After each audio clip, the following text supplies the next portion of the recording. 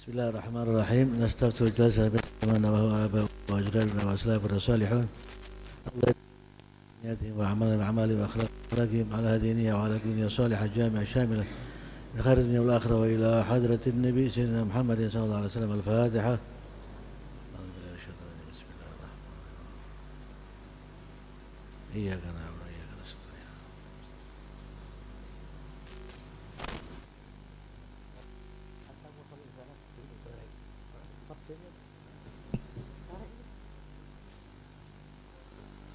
Bismillahirrahmanirrahim. Alhamdulillahirabbil alamin. Bihi nasta'in ala umuri dunya waddin. Wassalatu wassalamu ala asyrafil anbiya wal mursalin sayyidina Muhammadin wa ala alihi wa sahbihi ajmain. Amma ba'd. Ikhwani rahimakumullah. Alhamdulillah. Segala puji kita haturkan kehadirat Allah Subhanahu wa taala. Salawat dan salam kita haturkan kepada junjungan kita Nabi besar Muhammad sallallahu alaihi wasallam beserta keluarga dan para sahabatnya. Ikhwani rahimakumullah. Alhamdulillah, suatu karunia diberikan oleh Allah kepada kita. Kita masih diberikan oleh Allah usia, kesempatan untuk masuk di bulan Ramadan. Dan kita di awal bulan Ramadan ini insyaallah seperti biasa pada waktu jam 12 siang di Masjid Jami' As-Sakaf kita membahas tentang masalah tafsir. Hanya saja pada bulan Ramadan ini insyaallah pembahasan tafsir kaitannya dengan surat-surat yang pendek yang mungkin biasa kita baca, dan kita mulai dengan surat Al-Fatihah. Setelah itu insyaallah kita membahas dari surat An-Nas ya, surat An-Nas dan berlanjut insyaallah. Rahimakumullah, kaitannya dengan surat Al-Fatihah ya. Surat Al-Fatihah disebutkan bahwa surat ini diturunkan di Makkah. Ada ayat-ayat yang dikatakan makkiyah sama madaniyah. Kalau makkiyah itu adalah ayat-ayat yang turun sebelum hijrah Nabi sallallahu alaihi wasallam, sedangkan madaniyah adalah ayat-ayat ataupun surat yang turun setelah hijrah Nabi sallallahu alaihi wasallam. Surat Fatihah ini terdiri daripada 7 ayat dan dikatakan bahwa termasuk surat yang pertama-tama diturunkan dengan lengkap di antara surat-surat yang ada dalam Al-Quran. Kita tahu bahwa ayat yang turun kepada Rasulullah sallallahu alaihi wasallam itu biasanya hanya sebagian-sebagian ayat ya, tidak seluruh satu surat, tetapi surat itu Al-Fatihah ini diturunkan langsung secara utuh kepada Rasulullah sallallahu alaihi wasallam. Kita tahu bahwa ayat yang pertama turun adalah surat Al-Alaq dari ayat 1 sampai ayat 5, menunjukkan bahwa tidak lengkap ya, hanya sebagian. Lalu bagaimana kaitannya dengan ayat-ayat tersebut lalu kemudian digabungkan? Tidak lain setelah turun ayat pasti Rasulullah sallallahu alaihi wasallam itu memberitahukan kepada sahabat, ayat ini masuk pada surat ini. Itu dijelaskan oleh Rasulullah sallallahu alaihi wasallam. Surat Al-Baqarah, maka Rasulullah kemudian menjelaskan surat Al-Baqarah banyak sekali kan ayatnya, tetapi sebagian ayat-ayat itu turun, maka Rasul kemudian menjelaskan ini masuk surat Al-Baqarah ayat sekian sampai sekian ya. Kemudian ini masuk surat Al-Imran ayat sekian sampai sekian. Itu selalu dijelaskan oleh Rasulullah SAW dan kemudian dilaksanakan oleh sahabat Rasulullah SAW. Kita tahu bahwa turunnya ayat Al-Quran ini kepada Rasulullah secara lengkap ya pada waktu nuzulul Quran malam 17 Ramadan secara utuh ke langit dunia. Tetapi kepada Rasulullah SAW itu sesuai dengan kejadian, maka ada yang namanya asbabun nuzul ya. Asbabun nuzul itu sebab-sebab turunnya ayat. Ada kisahnya, ada apa kaitannya dengan sahabat dan lain sebagainya sehingga turun ayat tersebut. Tidak lain turunnya ayat yang sebagian-sebagian ini untuk lebih mengokohkan, lebih memantapkan.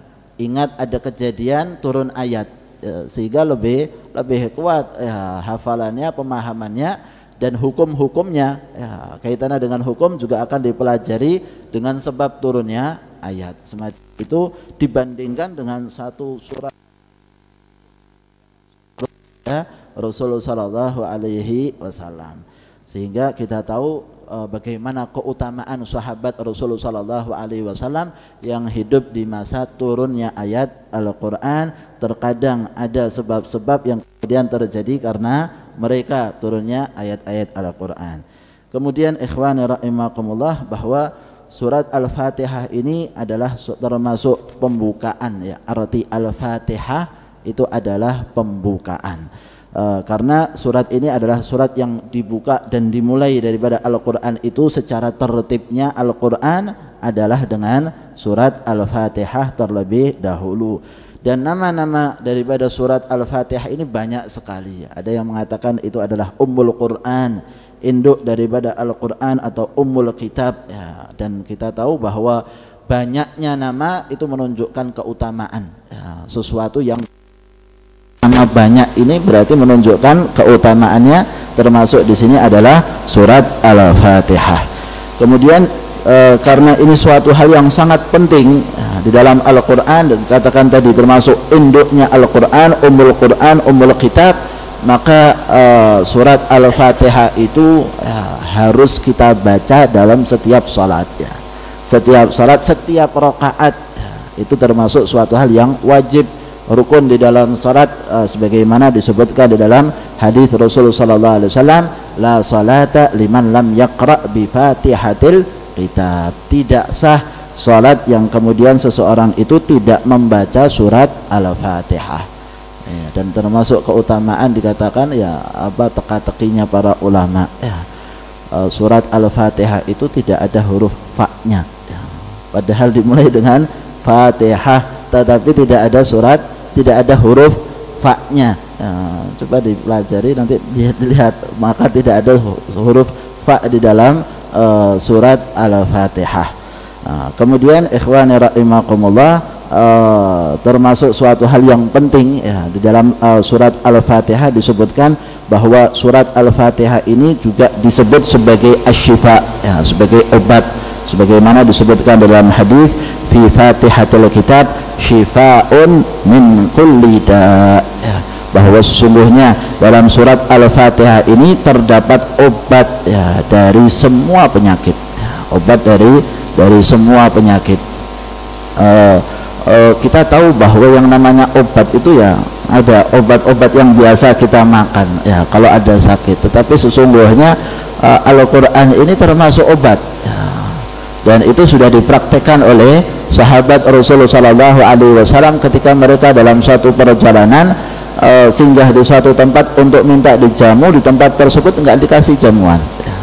Maka kemudian ternyata kepala suku di tempat tersebut sakit, kena ular, berobat nggak bisa. Lalu kemudian mereka katakan mungkin itu orang-orang yang ya tadi datang ini bisa memberikan obat, dan ditanyakan kepada sahabat, kalian bisa mengobati kepala suku kita ini lagi sakit kena ular, kita coba dengan berbagai macam nggak bisa.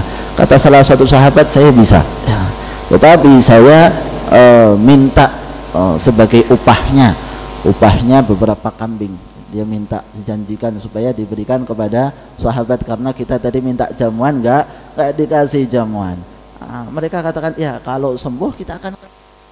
Maka kemudian sahabat ini datang membawakan air, lalu kemudian membaca surat Al-Fatihah beberapa kali di dalam air tersebut, lalu kemudian diberikan kepada yang sakit ini. Subhanallah, sembuh ya, dari penyakitnya. Lalu kemudian kambing tersebut diberikan kepada sahabat sebagaimana janji. Sahabat ketika mau nyembelih kambing ini mengatakan, loh ini kita ini ngambil upah hanya sekedar baca Fatihah ya, sekedar baca Al-Quran, lalu kemudian kita ambil upah, ini halal atau tidak ini upah ini? Maka kemudian kambing tersebut tidak jadi dimakan, dibawa ke Madinah. Sampai di Madinah ditanyakan kepada Rasulullah sallallahu alaihi wasallam, maka Rasulullah sallallahu alaihi wasallam menanyakan, dari mana tahu bahwa sesungguhnya Fatihah itu sebagai afiah, sebagai obat ya. Lalu kemudian Rasulullah mengatakan bahwa sesungguhnya saya, kata Rasulullah SAW, minta bagian dari kambing tersebut ya. Kenapa? Saya yang ngajari Fatihah kalian ya. Yang ngajari Fatihah adalah Rasulullah SAW, sehingga masih diperbolehkan dalam hal ini mengambil upah dari baca Al-Quran yang kemudian dilakukan oleh sahabat sehingga ikhwani rahimakumullah, Al-Quran itu adalah obat ya. Sebagaimana disebutkan di dalam hadis, bukan hanya sekedar dibaca ya kemudian ditelaah dan lain sebagainya, tetapi selain itu ada fungsi daripada Al-Quran itu sebagai obat, dan kita ada dasarnya ya. Bukan hanya sekedar ya ngomong dan lain sebagainya, kembalinya juga kepada hadis Nabi SAW dan kepada apa yang dilakukan oleh sahabat Rasulullah SAW, sehingga tentunya ini diperbolehkan.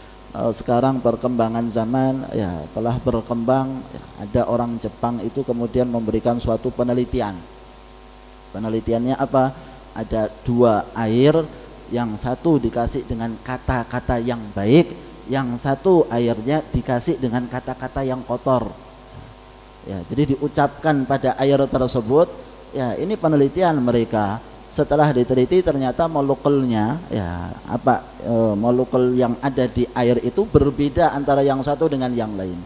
Molekulnya yang dikasih kata-kata yang baik, ini dalam bahasa Jepang loh ya, bukan dalam bahasa Arab ya, ternyata berubah menjadi baik ya, seperti intan dan lain sebagainya molekulnya, sedangkan yang ini rusak molekulnya karena dikasih dengan kata-kata yang buruk. Baru kemudian kita percaya ya, kalau kemudian dibacakan air ternyata Al-Quran, ini orang Jepang meneliti baru kita percaya, tapi kata-katanya Rasulullah SAW kita masih belum percaya ya. Sesungguhnya apa yang dilakukan oleh sahabat dilakukan oleh Rasulullah SAW, ditegaskan dan diikrarkan oleh Rasulullah SAW, itu adalah sesuatu yang paling baik. Nggak perlu kemudian kita tunggu penelitian seseorang. Sahabat itu benar-benar iman kepada Rasulullah SAW, sehingga apa yang dikatakan oleh Rasul langsung dikerjakan ya, langsung dikerjakan oleh mereka tanpa tunggu penelitian ini ada atau tidak ya, sama sekali tidak, langsung menunaikan karena iman mereka yang begitu besar kepada Allah Subhanahu wa taala dan Rasulullah sallallahu alaihi wasallam. Kemudian ikhwani rahimakumullah, disebutkan tentang keutamaan daripada surat Al-Fatihah. Keutamaannya apa? Disebutkan dalam berbagai hadis. Rasulullah sallallahu alaihi wasallam bersabda, "Walladzi nafsi biyadihi ma unzila fit Taurati wala fil Injil wala fil Zabur wala fil Furqan mithluha."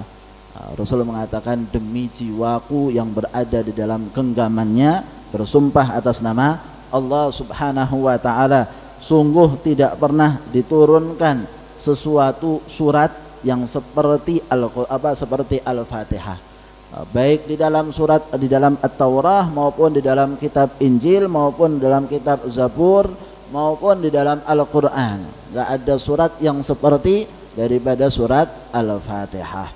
Hiya as-sab'ul mathani ya. Disebutkan di dalam hadis bahwa surat Al-Fatihah itu adalah as-sab'ul mathani. Sab'ul mathani itu apa? Yaitu 7 ayat ulang ya. 7 ayat yang selalu diulang. 7 ayat yang selalu diulang kita baca di dalam surat dalam salat, satu hari minimal 17 kali kita baca surat Al-Fatihah. Sudah seberapa besar kita paham Al-Fatihah ya. Kita sudah baca Al-Fatihah ini dari sejak kecil ya. Sudah dari sejak kecil kita baca surat Al-Fatihah. Bagaimana kita pahami? Terjemahannya sudah ada pada diri kita ya. Sudah kita tahu bahwa Bismillahirrahmanirrahim maknanya apa, Iyyaka na'budu wa iyyaka nasta'in apa, kemudian surat apa, ayat-ayat yang selanjutnya apa maknanya, harusnya kita sudah paham ya. Karena sudah berapa kali itu, 17 kali dalam sehari, kemudian kali 365 hari dalam 1 tahun ya. Dalam satu tahun berarti 365 kali 17, silahkan dihitung, kalkulatornya dibawa ya. Kemudian kalikan berapa puluh tahun kita membaca daripada surat Al-Fatihah, bosan tidak ya.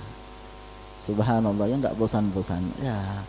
Tapi kita bacanya benar, bacaannya betul, enggak salah, ngahnya tapi tidak ya, ngahnya tidak ngah pada waktu kita sedang sedang membaca Al-Fatihah tapi kita baca Bismillahirrahmanirrahim sampai waladhdallin amin, tapi maknanya sama sekali belum kita pahami. Maka kita berusaha untuk melihat bagaimana menunjukkan Al-Fatihah ini sesuatu yang sangat besar, sesuatu yang sangat agung. Semua orang baca Al-Fatihah, semua orang muslimin semuanya, berapa ratus juta, miliar, 1 miliar orang kemudian membaca surat Al-Fatihah dalam setiap salatnya. Maka ini menunjukkan suatu hal yang sangat pokok, karena memang seperti tadi yang disebutkan bahwa Al-Fatihah itu induknya Al-Quran. Apa yang ada dalam Al-Quran kandungannya ada di dalam surat Al-Fatihah. Itu semacam itu, sehingga sampai dikatakan oleh para ulama bahwa Al-Fatihah adalah induk kandungannya dari Al-Quran. Kemudian dalam Al-Fatihah ini kandungannya ada dalam basmalah, Bismillahirrahmanirrahim, semacam itu. Kemudian disebutkan pula dalam hadisnya wal Qur'anul azim alladzi utituhu, bahwa sesungguhnya Al-Fatihah itu adalah Al-Qur'an yang agung yang Allah Subhanahu wa taala berikan kepada aku. Menunjukkan bahwa segala sesuatu yang ada dalam Al-Fatihah itu kandungan daripada Al-Quran secara keseluruhan. Dan memang seperti itu, bahwa di dalam surat Al-Fatihah ada pujian kepada Allah Subhanahu wa taala,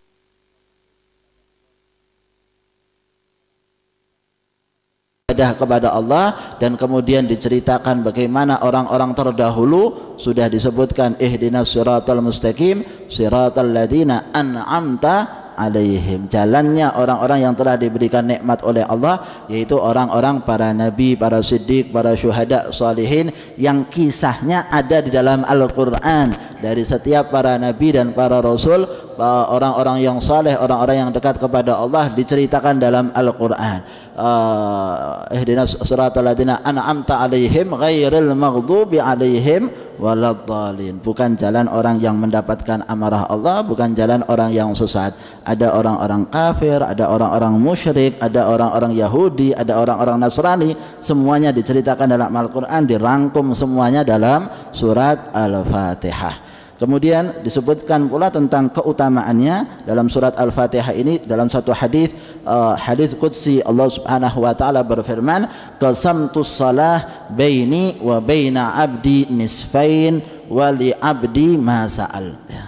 Sesungguhnya aku bagi salat itu, kata Allah Subhanahu wa taala, antara diriku Allah Subhanahu wa taala dengan hambaku, dan disebutkan dalam hadis ini bahwa surat Al-Fatihah itu dianggap salah. Qasamtus salah, saya bagi salat itu, kata Allah Subhanahu wa taala, aku bagi salat itu, yaitu yang dimaksud adalah surat Al-Fatihah. Aku bagi surat Al-Fatihah itu antara diriku Allah Subhanahu wa taala dengan hambaku, wali abdi ma sa'al, dan kemudian bagi hambaku apa yang dia minta, yaitu dalam surat Al-Fatihah kita mengucapkan Bismillahirrahmanirrahim, alhamdulillahirabbil alamin, Ar-Rahmanir-Rahim, Malik Yaumiddin. Ini adalah bagian untuk Allah. Kita memuji Allah Subhanahu wa taala. Kemudian pertengahannya bagian kita dengan Allah Subhanahu wa taala. Iyyaka na'budu wa iyyaka nasta'in.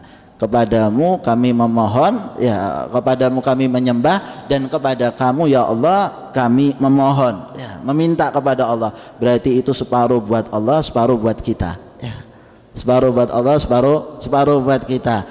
Selanjutnya ayat-ayat yang selanjutnya itu buat kita, buat hamba-hamba Allah Subhanahu wa taala. Ihdinas siratal mustaqim siratal ladzina an'amta alaihim ghairil maghdubi alaihim waladhdallin, itu buat hambanya, dan apa yang diminta oleh hambanya akan dikasih oleh Allah Subhanahu wa taala. Nah, ikhwan rahimakumullah, kita masuk sedikit pada pembahasan surat Al-Fatihah. Sebagian 2 ayat kita akan bahas. Bismillahirrahmanirrahim. Ayat yang pertama menunjukkan bahwa kita itu hendaknya memulai segala sesuatu juga dengan basmalah, sebagaimana juga disebutkan dalam hadis, kullu amrin dibalin la yabda'u fihi bi bismillahirrahmanirrahim fahuwa aqta, bahwa setiap suatu perkara yang baik kalau tidak dimulai dengan bismillahirrahmanirrahim maka perkara itu terputus,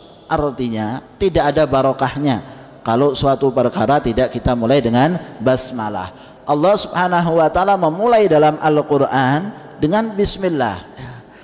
Urut-urutannya dengan basmalah. Maka kita mengikuti apa yang ada di dalam Al-Qur'an dan mengikuti pula sabda Rasulullah sallallahu alaihi wasallam yang tadi kita sebutkan bahwa setiap perkara kita mulai dengan basmalah ya. Setiap perkara kita mulai dengan basmalah.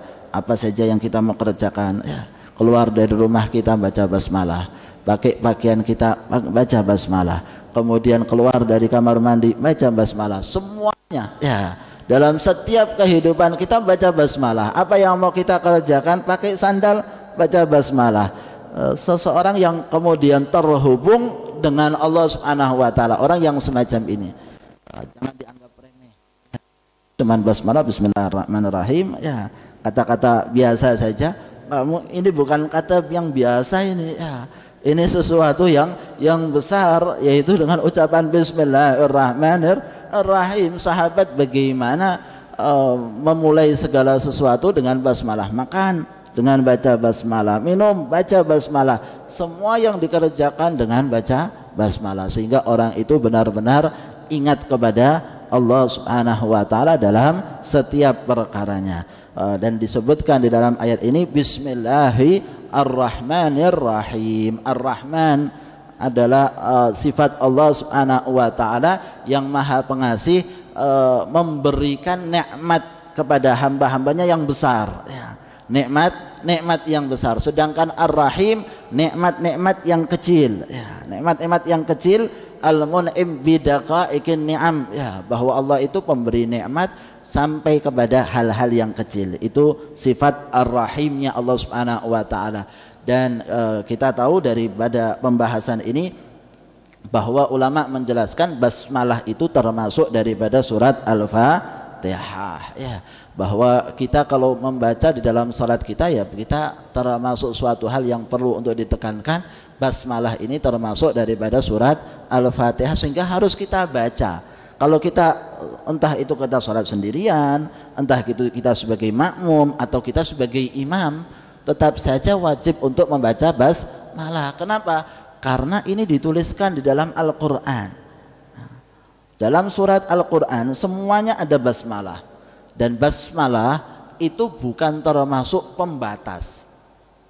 Jangan dikatakan oh basmalah itu hanya sekedar pembatas antara surat yang satu dengan surat yang berikutnya. Kalau mau dikatakan itu sebagai pembatas, maka di dalam surat At-Taubah itu tidak ada basmalah.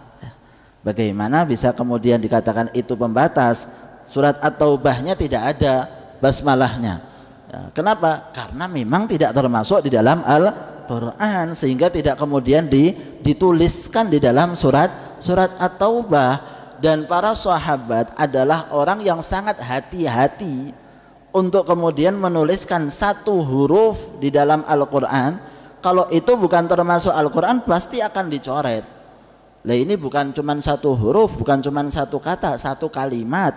Bismillahirrahmanirrahim tertulis di dalam surat Al-Fatihah, di dalam surat Al-Baqarah dan surat-surat yang lain. Mau dikatakan itu bukan termasuk Al-Quran, ya bukan semacam itu. Sehingga kita memahami bahwa basmalah itu termasuk daripada surat Al-Fatihah dan harus dibaca.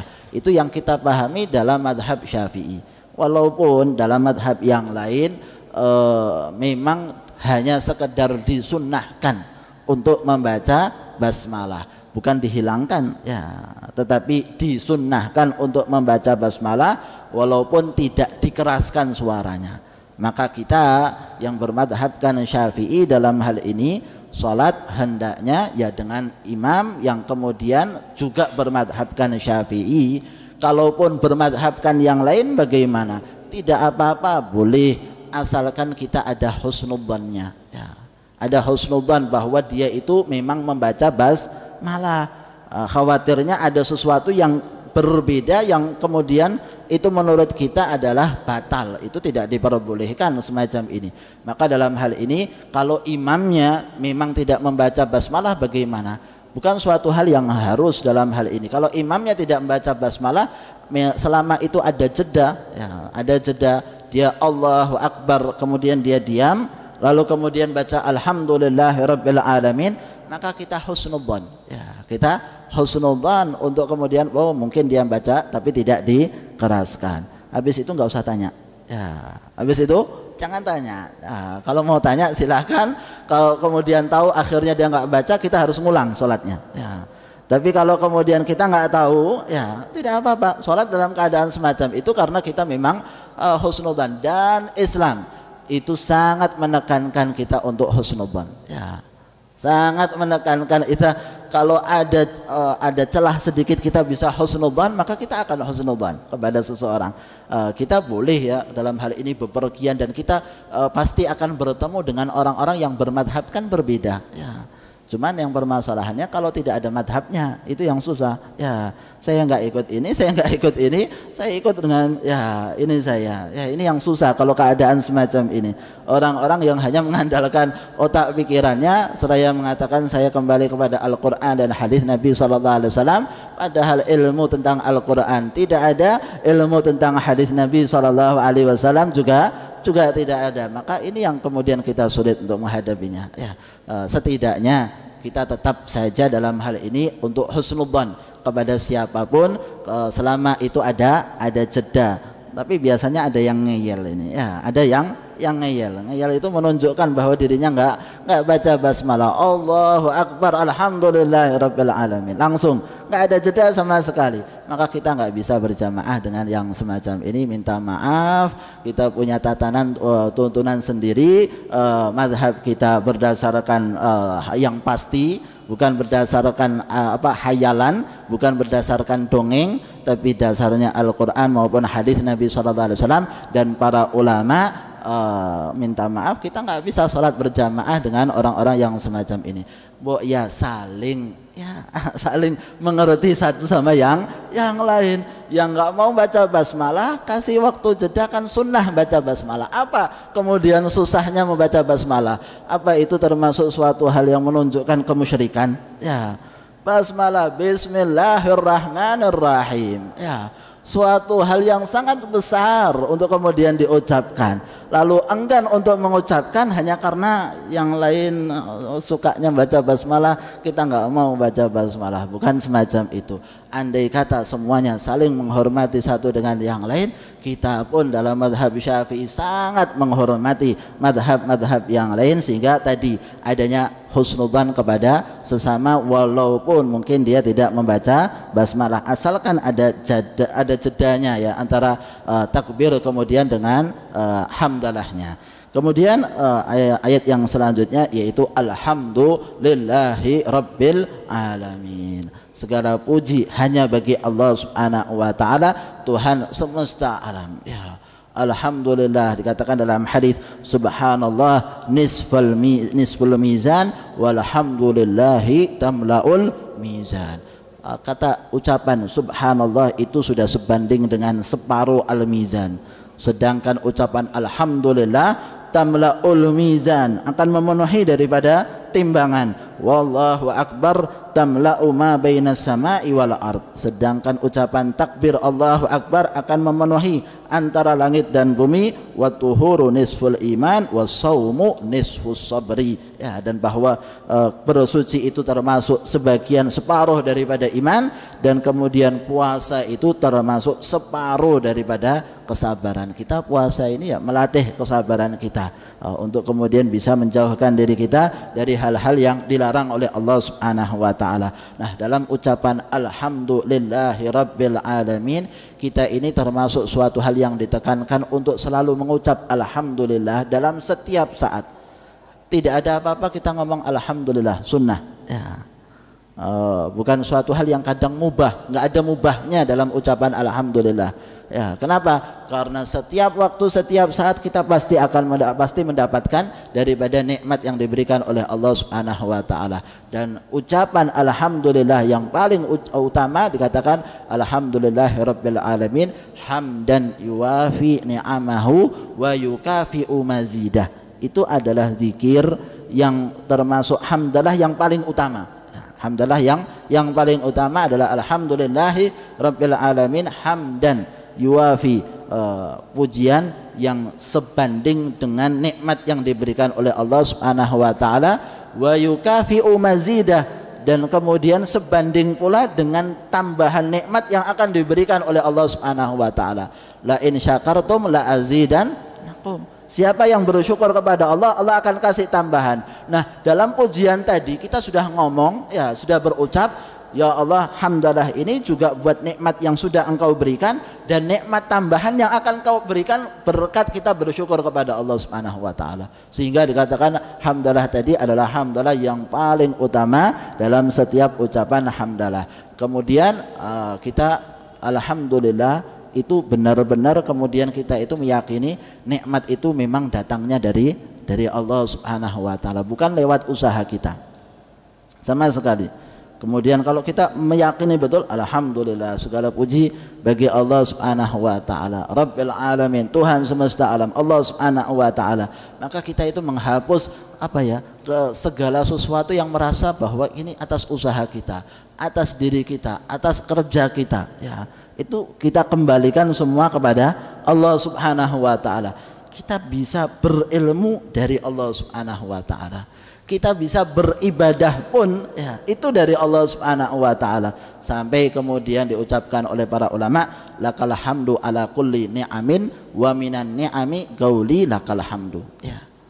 Ya Allah, segala puji bagimu ya Allah atas semua nikmat, dan termasuk nikmat aku bisa mengucapkan alhamdulillah, ya. Termasuk nikmat adalah saya bisa ngomong alhamdulillah, itu nikmat dari Allah Subhanahu wa taala. Dikasih taufik, dikasih hidayah supaya bisa bersyukur kepada Allah Subhanahu wa taala, karena mereka tahu bahwa sesungguhnya mereka itu mau ibadah, mau dekat kepada Allah, ini bukan atas usaha saya, ya. Bukan dari diri saya, tapi itu adalah benar-benar taufik dari Allah Subhanahu wa taala, sehingga orang-orang yang semacam ini enggak bakal merasa dirinya sombong, ya, merasa dirinya takjub terhadap dirinya, enggak ada, ya, bangga terhadap diri apa yang sudah dikerjakan sama sekali. Sampai ibadah yang dikerjakan mereka merasa ini semua dari Allah Subhanahu wa taala. Nah, kita kan disebutkan kalau zikir pagi waktu wirdul latif itu kan disebutkan kita bagaimana mengucapkan hamdalah bagi setiap hamba, ya, setiap makhluk, ya. Zikirnya gimana? Yang pagi itu yang untuk wirdul latif, ya, bahwa kita diminta untuk kemudian kita tahu, ya, bahwa semuanya ini ciptaan nikmat itu dari Allah Subhanahu wa taala, dan saya sebagai wakil dari setiap makhluk, setiap hamba mengucapkan hamdalah kepada Allah Subhanahu wa taala. Nah, orang-orang yang semacam ini orang-orang yang bukan hanya memikirkan diri sendiri, ya, bukan hanya memikirkan diri sendiri, tapi mikirkan umat, mikirkan yang lainnya yang enggak bersyukur kepada Allah, malah kita pikirkan juga supaya kita juga sebagai wakilnya mereka bersyukur kepada Allah Subhanahu wa taala. Maka bagaimana kita ini itu semuanya ada di dalam hadis Rasulullah sallallahu alaihi wasallam. Dalam wirdul latif yang biasa mungkin kita baca, itu semuanya bersumberkan kepada hadis Rasulullah sallallahu alaihi wasallam. Tinggal kita ambil, tinggal kita laksanakan, maka kita termasuk di antara orang-orang yang mengamalkan sunnah-sunnah Rasulullah sallallahu alaihi wasallam. Itu mungkin yang kita bahas pada kesempatan ini. Semoga Allah Subhanahu wa taala memberikan kita kemudahan dalam beribadah kepada Allah Subhanahu wa taala, dalam bersyukur kepada Allah Subhanahu wa taala, dijadikan kita sebagai hamba-hamba yang dekat kepada Allah Subhanahu wa taala. Amin ya rabbal alamin. الفاتحة بالقبول والتمام كل سر ومعمول وإلى حاجة الرسول سيدنا محمد صلى الله عليه وسلم. الفاتحة. أعوذ بالله من الشيطان الرجيم. بسم الله الرحمن الرحيم. الحمد لله رب العالمين الرحمن الرحيم مالك يوم الدين. إياك نعبد وإياك نستعين اهدنا الصراط المستقيم صراط الذين أنعمت عليهم غير المغضوب عليهم ولا الضالين آمين.